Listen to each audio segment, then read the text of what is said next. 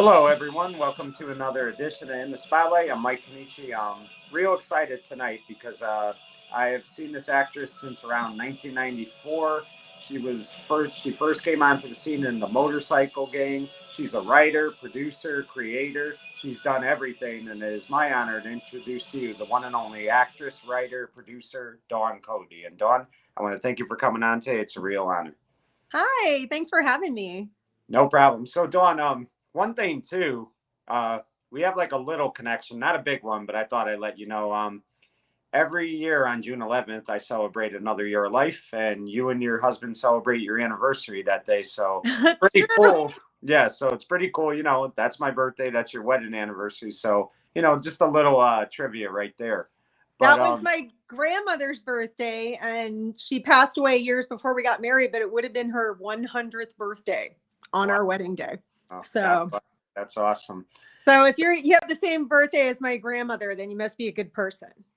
I hope so. So, Dawn, a lot of times when I ask my guests, then, they give me different answers. But interestingly enough, you grew up in Virginia, correct?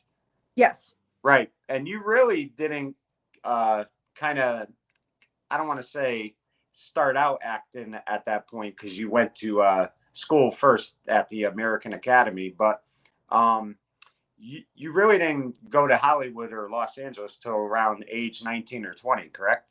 Yeah, I was 19. And I mean, I did some acting in high school productions and things like that.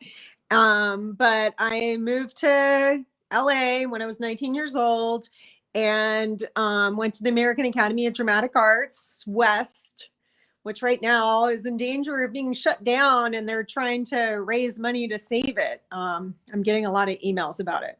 But yeah, then it was in Pasadena. Now it's in Hollywood, which I think is a much better location for it. And then straight out of acting school, I booked a Clearasil commercial with Lark Voorhees and Jeremy Davies in it. Jeremy Davies also went to the American Academy and got my SAG card, and that's how it started. Right. And a lot of people don't realize, Dawn, if nothing else, if you do nothing else in Hollywood, getting that SAG card is so important because that really covers you as far as medical bills and things like that for life. Oh my gosh, it froze. No, I see you. I lost you. No, I can see you fine. Dawn, you can? Yeah, I can see you and I can hear you fine. Okay, you froze. Wait 1 second. There's a mosquito in here, and I'm going to get my Zapper tennis racket, and then I'll be right back. Sorry. Okay, no problem.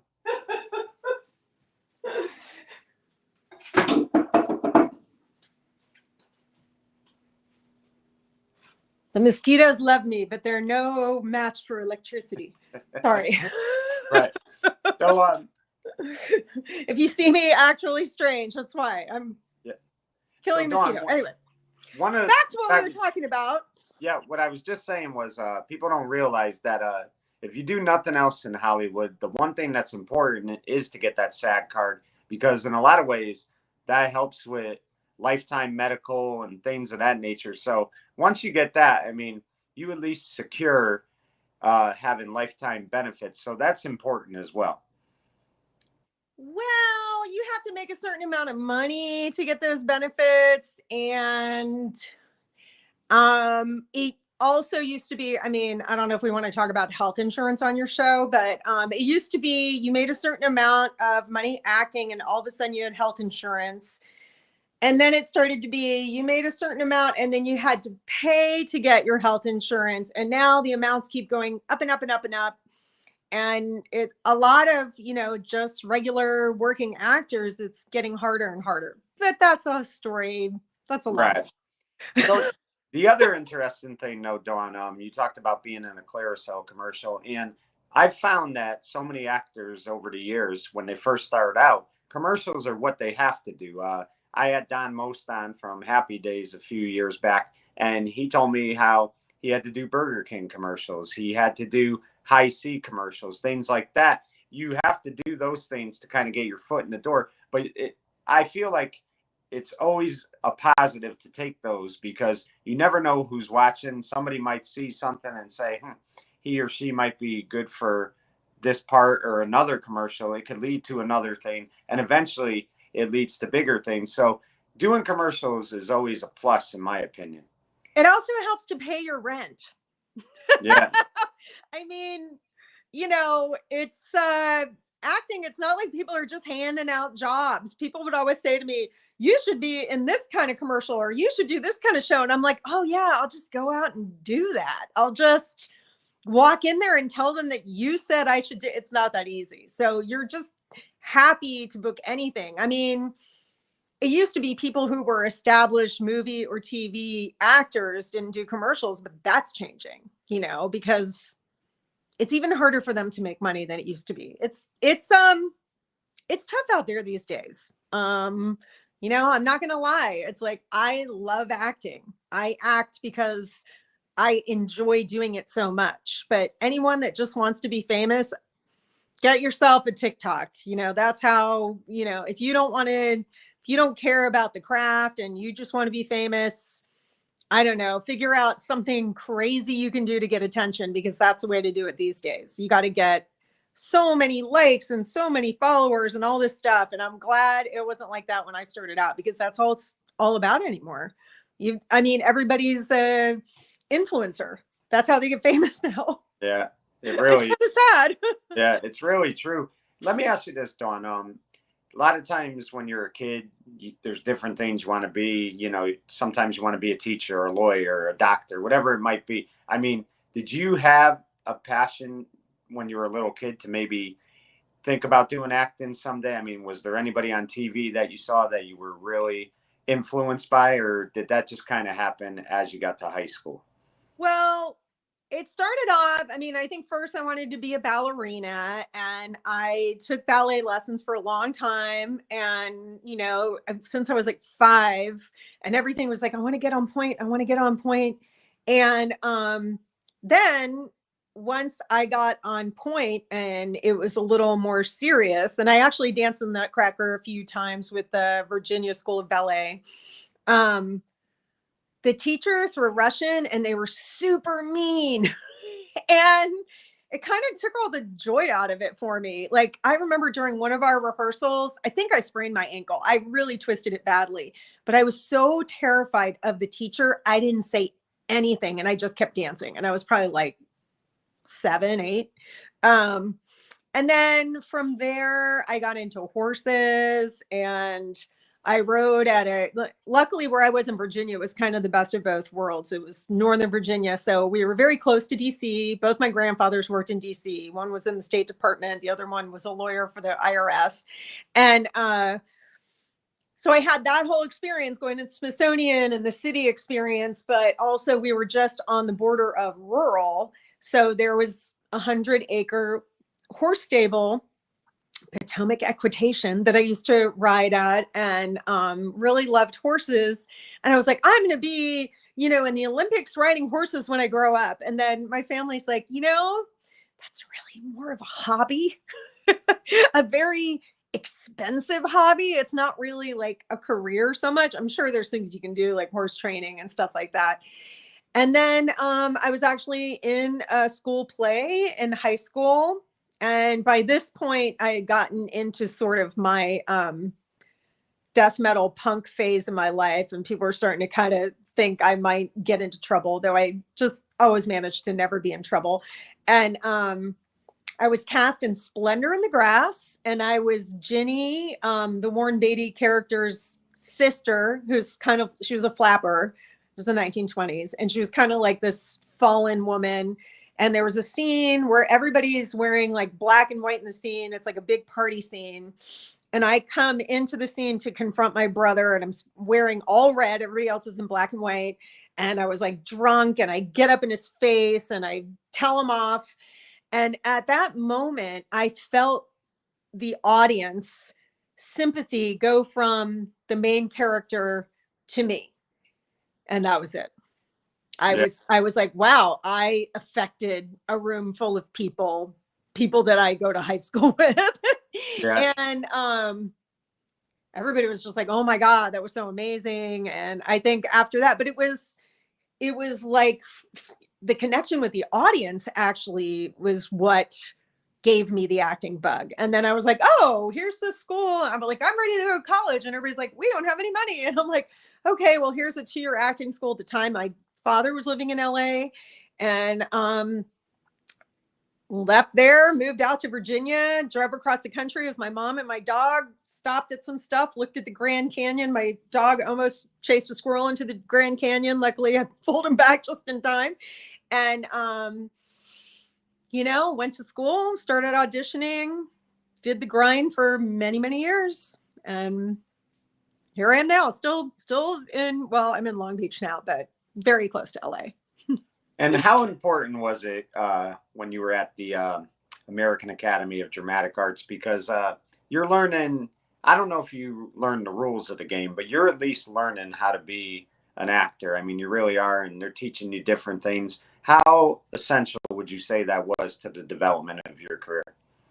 I think it's very good to teach a young actor some discipline. Some of the things that we had to do is like take the play, write down every single thing that's said about your character in the play, and right next to it, whether it's true or false. We also had to write a biography, an autobiography, like you're writing it from your character's point of view, from your character's first memory. And it was the hardest I ever worked in school in my entire life. I was just, you have to read tons and tons of plays. You have to do all these different scenes. They have you work on accents using the phonetic alphabet. There's a word for it. I can't remember what it is, but like you can basically write out a regionalism or an accent. There's a better word for that, but you can write it out phonetically so that you can just say it phonetically. You learn things like that. You learn a little bit of movement, body movement, and they had us sing too. I've never been I can kind of carry a tune, but never been much of a singer. And then the second year, if you're invited back for the second year, you had to choose between musical theater and Shakespeare. So I chose Shakespeare because I thought it was more like serious, but it's interesting. I've mainly done comedy.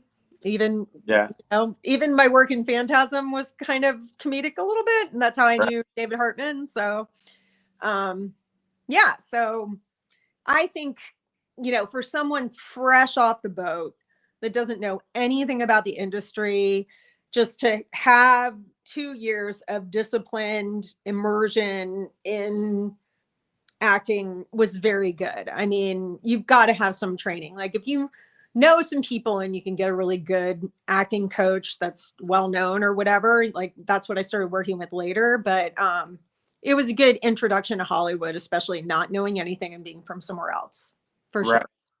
So Dawn, I mentioned this a little bit earlier in the program. Two of the things I remember you in early in your career, again, were the Motorcycle Gang and Tina and the Professor. And let me ask you, was there anything before those movies that you did, or was that really like the first taste of Hollywood you had as far as movies went? Well, I mean, I did the Clearasil commercial before those. Right. And please forget Tina and the Professor. Like I actually was supposed to just be doing makeup on that. And it was this very charismatic guy, Stan Hayes, and he had an office that I worked in, and he was doing, it's kind of like, I don't even know if that thing exists anymore, but it had like a porn star was all I do in the entire thing is I lead out a horse and I say, your horse is ready. Yeah. And I didn't even want to do that. I actually did not want to be in that. And Stan, may he rest in peace. He was in Roots and he sang in Roots. He was a really interesting guy, but I don't know why he wanted to make this thing. But anyway, I ended up in it somehow. And I was like, I don't want to be in this. I don't want to be now it's going to follow me for the rest of my life.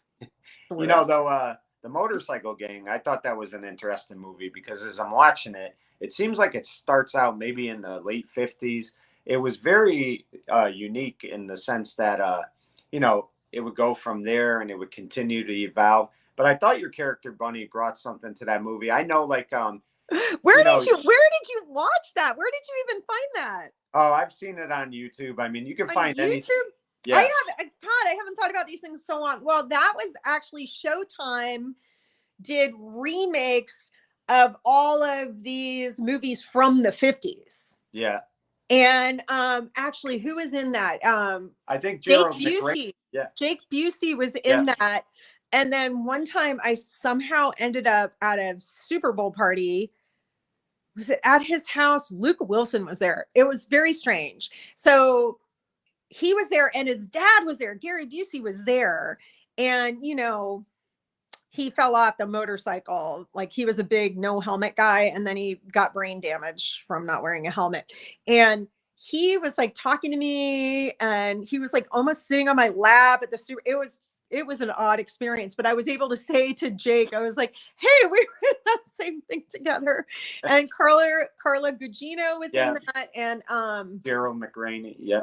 Gerald McRaney. Yeah. Yeah. And the director, and I thought it was a good film. I know, you know, listen, when you're an actor, you're going to like some of the films you do. You're not going to like them. But, you know, for me, just watching it, I remember watching it one day where it was just pouring out. There was nothing to do.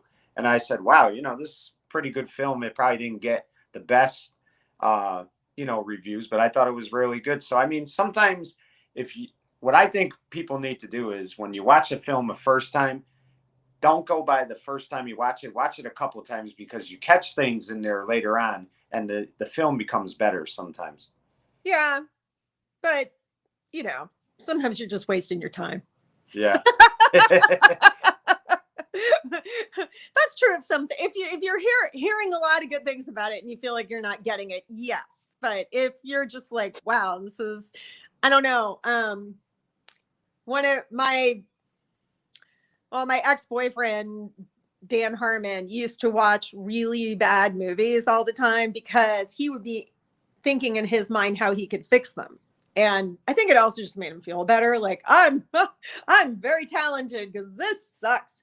And yeah, so there's that too. And sometimes there's the kitsch value of movies that aren't that great. But wow, you went way back to the very beginning of IMDb, didn't you? So anyway, Dawn, I have never been able to find this out because I don't think anybody ever touched on it. And I am hoping you're going to be able to shed some insight because you're the only one I could count on to kind of give me a good answer for this. But in 1997, you know, you talked about Lark Voorhees earlier in the show. 1997, you were part of the reunion show, Knots Landing, Back to the Cul-de-Sac. You played Michael Fairgate's. I don't know if you were his wife or girlfriend. They never really said, but you played Lori. And one of the things, number one, getting a part on a iconic series like that in a reunion movie is a big deal, at least in my opinion. But one of the things during that movie, it was kind of weird. It was Karen and Mac's 15th anniversary. Everybody's at the house. And Karen says hi to your character, Lori. And you kind of give her a dirty look. And I said to myself, that was strange. I wonder if they're going to touch on that in the movie. Then at the end of part 2, we find out Lori's pregnant and she seems happier in part 2. So I said to myself, maybe they were leaving an opening if they ever did make more movies or, you know, revamp the series, that they were going to like explore that Lori wasn't a big fan of Karen's. But do you kind of recall giving that like look in that scene where you don't even say hi to her, you kind of give her a dirty look? Well, the deal with that was, I guess all of his prior girlfriends on the show never got along with his mom, and I was supposed to be his wife. And when I auditioned for it, it was like, they'd be like, "Oh, Lori, it's so great to see you," and I'd be like, "Oh, well, I have the beginnings of a headache, but we just couldn't miss it." And I remember the director like laughing and the way I said it, that he added like, you know, read between the lines to my husband, and it's all your fault, you know, and they were just cracking up in the room when I did that. And then I got the part. And then when I was on set, I did it just like that. And everybody laughed. And I don't think the stars like that. I don't think those ladies like that I got a big laugh. And the director pulled me aside and he's like, "I don't believe anything you're saying. You know, this is real. You have a headache." And I was like, what the hell? Like, I just did it. Like, I mean, you laughed in the room. I thought that's what you wanted me to do. It was really weird. But there were so many divas. Like Brian Austin Green was in that. Yeah. And Hills, he yeah. came in the makeup trailer, and the divas were all sitting in their chairs.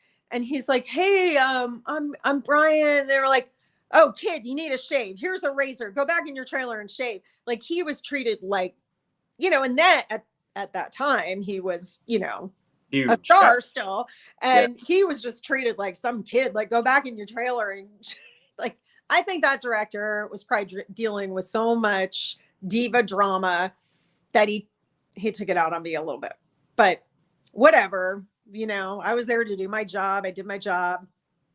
Yeah, The, and the earrings, the costuming department, I found were still in my ears when I came home, and I was like, you know what? I'm keeping these. I got yelled at. I just, yeah. I got some earrings out of it. But I mean, again, it wasn't a lot of scenes, and I know you had said like there were so many divas, and they had to deal with that stuff. But when you are on like an iconic show like that, and you're in the reunion movie, I know the positive has to be though that it gets you another opening, and you're working with like a cast that they worked together 14 years. So I mean, had to be at least, I don't want to say rewarding experience, but it had to be a good experience for you somewhat. It was, it was interesting. It was like kind of being a fly on the wall. I do think it was weird. Like, the makeup artist was just like, he kept saying, "I'm putting this color on you and this color on you." And then I watched it and I was like, I just looked washed out. I didn't look good at all. I like, did somebody pay him off to make me look bad? It was all right. It was a little bit of a weird experience. I'll be honest. Like, it wasn't, Right. it was a little strange. And then the other thing that was funny about Brian Austin Green is, remember when people used to read magazines? There was like one scene where we're in this party scene and there was a coffee table covered in magazines, and he would just pick up like all the, I don't know, like Us Weekly or whatever. And he was just like going through them like this and then put that one down and going through them like this. And I'm like, oh, he's looking for himself. Yeah. He's going to see if there's any pictures of him in there.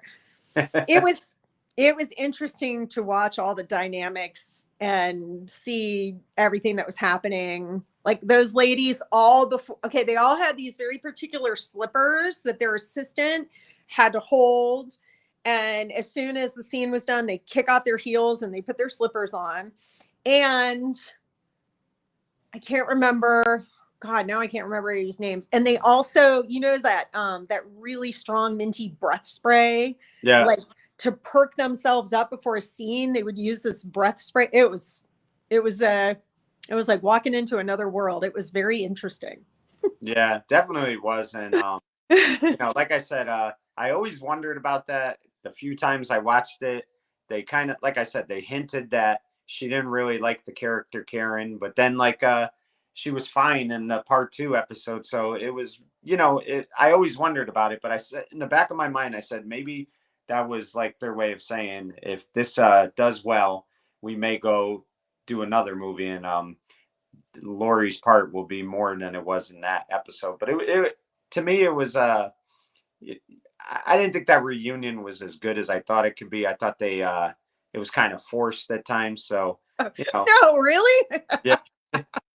But moving, Of course. yeah. But moving along, Dawn, obviously that reunion didn't hurt your career. You've done so many great things, and some of the movies I think that were really, in my opinion, I enjoyed watching. There was Sam and Joe. Your character Kate was tremendous in that. You even got to do an episode of Cold Case, and that can't be a bad thing because that's a great show. Then of course, Driving Me Crazy, your character Nancy. I mean, talk about some of the movies you did early on. I mean, did you enjoy them for the most part? Because I thought Driving Me Crazy was another great movie. Did you watch that? That was like a pilot that never saw the light of day. Yeah, but you can find it on YouTube. Like I said, I mean, serious? These I gotta pilots, start searching on YouTube. I didn't know these things still existed. Yeah, you can find so many great pilots. The pilots that never make it past the first episode, Well, the They one have thing them I'll as like, say about driving me crazy that was awesome is I got to work with Ron Howard's father, Rance Howard, and yes. he's a wonderful man. We actually like hung out a little bit. We went horseback riding together. And funny enough, I was in Hollywood at this Thai restaurant and Ron was there with his wife. And I went up to him and I was like, "Hey, I don't want to disturb you while you're eating, but I've just, I just did this pilot with your dad." And he's like, "Oh, he told me about you. He said you're a very talented actress." Um and Rance even said, "Dawn, you could be a member of our family," because the red hair. And I was really hoping Ron Howard would put me in a movie after that, but he never called. Um but I get, I like to say like I've had a really interesting career and an interesting life, and I'm not like super famous, but I've gotten to work with really interesting famous people and have very interesting experiences. And you're making me think of all the stories now, like the Knots Landing reunion story with the breath mint and the slippers and the weirdness. And yeah, so driving me crazy. I wouldn't say it's my best work. I'd actually say, I don't know if you looked it up, but some of the most fun I've had acting, and I think this is kind of like more my experience of, some actors do a lot of theater. I, for many years, did videos for something called channel101.com. I think it's still going, but it's not quite the same people doing it anymore. There's one guy, Savon Nigerian, who's still producing it. Oh, that's me and my mommy. Yeah. That's at my friend's boutique. She had a little boutique like shopping day, and we went shopping. So anyway, so Channel 101, what it was is Dan Harmon, who also created Community and Rick and Morty, which is way bigger than I think anybody ever thought it would be. And his partner, Rob Schraub, they started doing these like movie nights, and people were kind of recreating things. And anyway, it went from being in someone's living room to being this monthly sort of film festival thing where anyone in the world could make a 5-minute or less TV show pilot. And they were shown in front of a live audience, and the audience voted. You had to vote for 5 to, so you couldn't just vote for your friends. And all the ones that the top 5 came back and made another episode, and it went on for quite a few years. So many people were involved that are well known now, like the Lonely Island guys, Andy Samberg, Yorma Tacone, and Akiva Schaffer, and Sarah Silverman was in some stuff. Even Drew Carey. I did Drew Carey's makeup on a show. Who else? And that's actually where I met David Hartman, who ended up directing Phantasm Ravager. And we did a bunch of stuff together, a show called Laser Fart. Yeah. Dan was in, Jack Black was in that. So that was probably the most fun I had in my career, because it was just a bunch of really talented people running around, putting things together with no money and trying to edit it in time for the next screening. And I did a show called Fire Guys that was shot mainly in my apartment, and then we stole exterior shots from like Backdraft and other. It was about firemen, but all the roles were played by women. Anyway, some of it would not fly these days with And you talk about Fire Guys, but Dawn, you also not only you wrote 3 episodes, I believe, and you were the creator as well. And you were the creator of Lady Policeman, Transplants. So you've kind of, branched out in the sense that these short films, I always like the short films because I always say this, where a movie, you watch a long movie, it's 90 minutes long. Short films, you have to kind of get a beginning, a middle, and an end in a matter of sometimes 11 minutes, even shorter than that, 8 minutes. And you've really we actually had a 5-minute time limit. Yeah. So you would write something and you just have to cut stuff out, and it always made it better. Editing is so key, and it's something people don't realize. Like they don't want to, they're like, oh, but that part, but sometimes like you cut out the stuff you think is so great. And that's me and David Hartman. We won awards that year, and we're pretending to vomit on them. So yeah, so you know, it's really like, and now these days with like TikTok and reels on Instagram and stuff like that, 5 minutes is long. But then 5 minutes was it's hard when you're trying to get a whole story out to get it into 5 minutes, but it definitely makes it better. It definitely makes it better, especially with comedy. Comedy, you don't want it long and meandering. Yeah. And let me ask you, I mean, do you enjoy the writing aspect of things? Because I mean, it's kind of like you're getting to tell your story and you're putting everything, you know, on pen and paper. I mean, that has to be enjoyable. Sometimes that's got to be, in my opinion, a lot more exciting than being an actor itself. Well, it's different. And of course, I was writing things that I wanted to do. So, I mean, I really enjoyed that aspect of it. Like, I wish probably I would have been inspired to write more things. And I always thought I would, but like after that, I think it was the competitive nature where it's like you're getting together monthly with people who you respect and you're competing with them with your content. And that it's just like any group of sort of artists that come together. You feed off of each other and you feed off of each other's ideas and you work on each other's stuff. And that community was incredibly inspiring.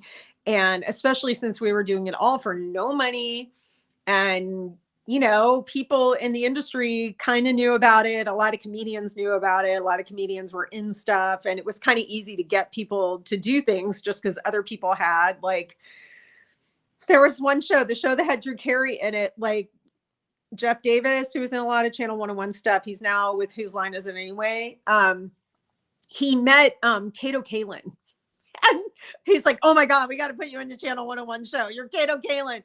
And they put him in this show called Call Me Cobra that I worked on behind the scenes more. And they gave him his character was Detective Jordash. And it was just, and he was the sweetest, still is, I'm sure, the sweetest guy, just the nicest guy. And you know, it always bothered me because I see interviews with him. He seems like a friendly person, a real nice guy. And boy, I'll tell you what, like the media and the lawyers from that trial, they really tore him up and criticized him like I never saw somebody get criticized, when at the end of the day, all he was doing was what they asked was to testify. And I just felt like he took such, even if, I don't know if you ever saw when they made the movie about the O.J. Simpson trial, the character they had play Cato, they made him look like such an airhead. And I don't think Cato was ever that type of person. He, to me, always comes off very articulate and very, you know,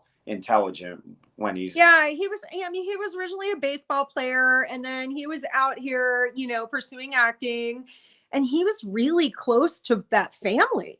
Like, yes. he babysat their kids. Yeah.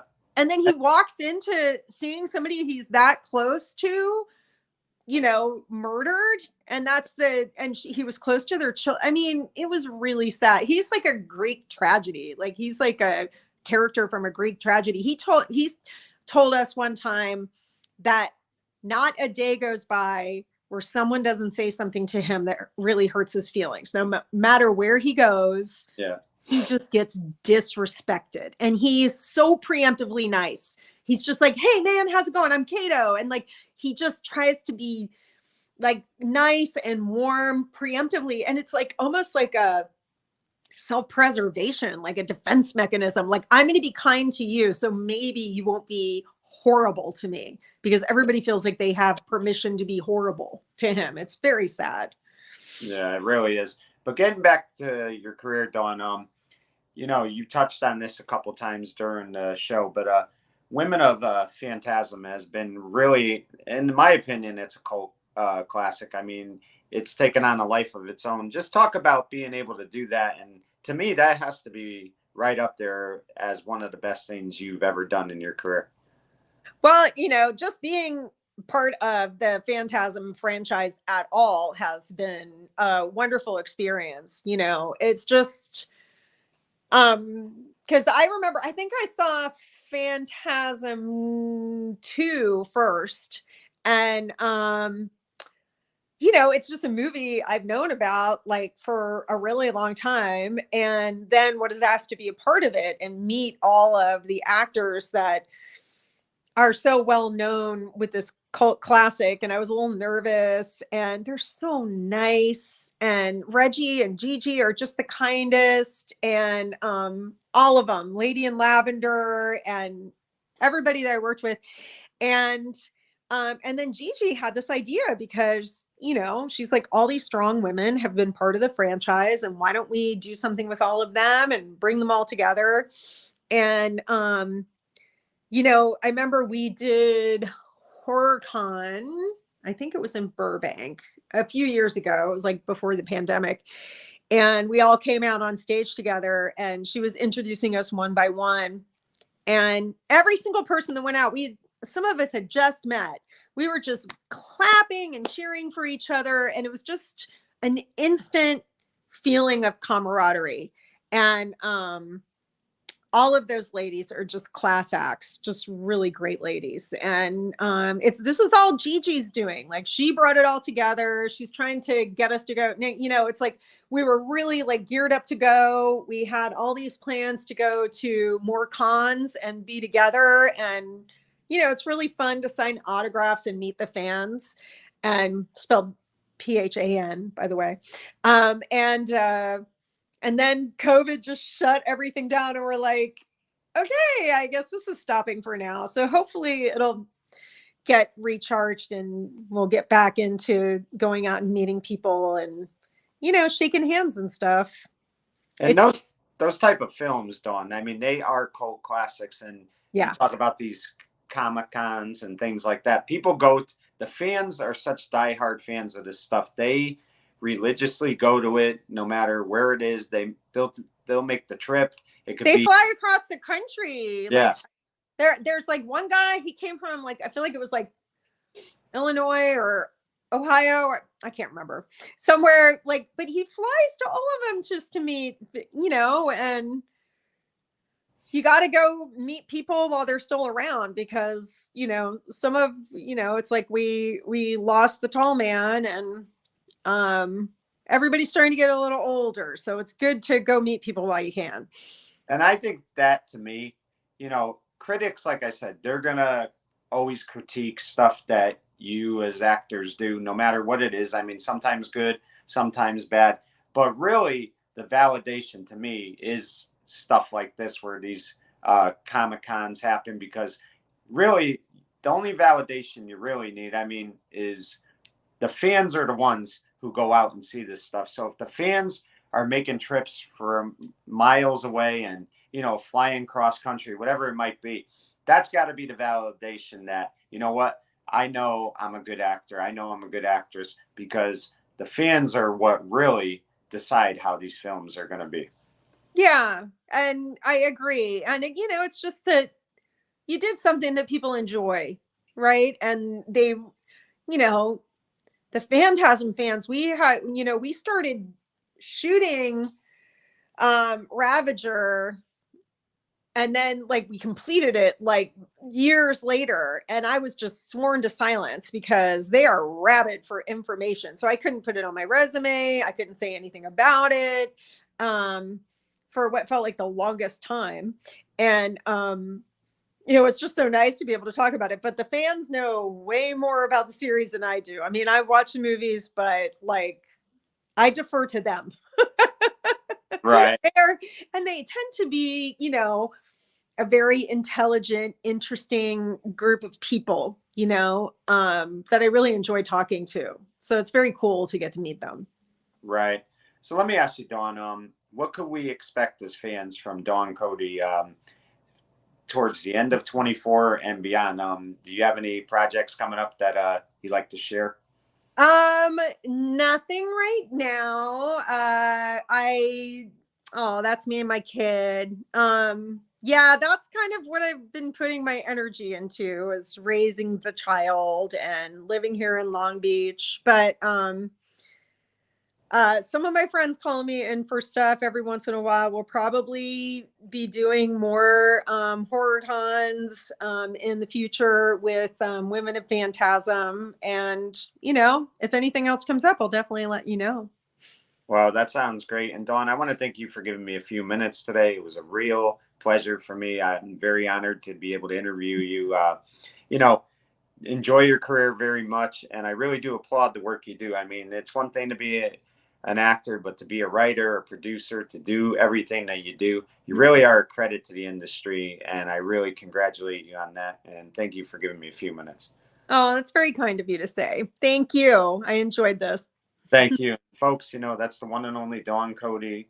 Sometimes folks, the unsung heroes of Hollywood, they're the ones who do everything quietly. They don't try to, grab a lot of attention to themselves, and they just go out there and work and give you the best they possibly could. And Dawn has done that for over 30 years now. She's a tremendous actress, tremendous writer, producer. She's created great stuff, which I hope you'll check out. And even though she didn't like some of these movies, I encourage folks to go on YouTube and check them out, because she really is a credit, like I said, to the industry. You For didn't in even bring up Spotlight, Pleasantville. Pleasantville was the biggest movie I was in, but you didn't even bring that up. yeah, Okay. yes, I You know. go I watch was that later. getting to it, but we can talk about it real quick if you want to. I was getting to it, and then I just got sidetracked. Yep. Yeah. Sure. Do you have any Yeah. questions Go about ahead. him? Yep. Go ahead. Talk about the experience working on that. Well, it was really incredible because we were all the kids in the town and we were on set for 8 weeks. It was a full-time job, on set every day, drove up to Calabasas to shoot it. And, worked with Toby Maguire and Reese Witherspoon and William H. Macy and Joan Allen, Jeff Daniels. Don Quite Knotts was in it, part. but I Yeah. didn't get to work with Yeah. him. Yeah. Well, that's quite an all-star cast, and I mean, William M. Macy. I've loved his work forever. I mean, he is So just good. phenomenal. And then, of course, Reese Witherspoon. I mean, you can't get any better than that. So, I mean, those are the type of experiences that Dawn's had, folks. And you know what? My advice to you is, Dawn did it the right way. She went to school. She had a passion. She followed her dream. Keep doing that, because look where she is today. And she didn't just dream it. She is it. For In the Spotlight, I'm Mike Kenichi saying good night, everyone. Night. All right, perfect. I'll get this up. This thing's